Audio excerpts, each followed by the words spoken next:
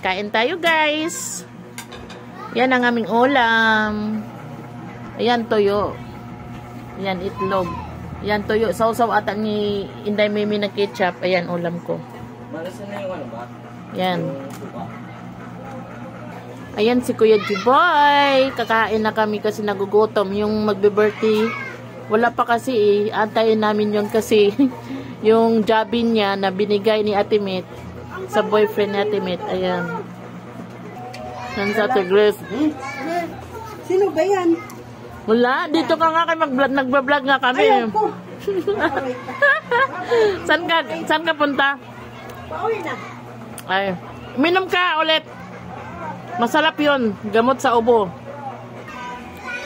Yan si Kuya Jiboy. Ayan. Habang kumakain yan siya, magsiselfone yan.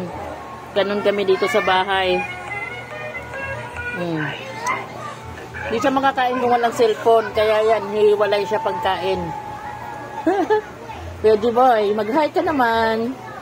Hi, fans.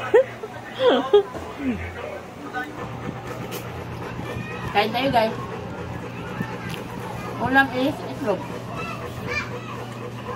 Ano naman?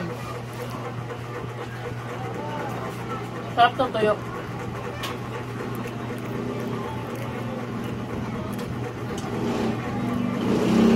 Gutom na kasi yung kami yung mag-birthday. Wala pa dumating. Wala naman yung kainin yung bigay niya Javi para sa kanya. Hindi pa siya dumating, siyempre. Kaya nga, nandyan siya, present, diba? Alam namin tuyok. Ano?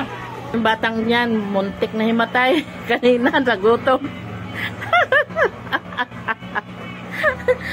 Gulat ako sa simbari, biglang umupo. Yung pala gutom. Yun lang guys, maraming salamat. Thank you very much.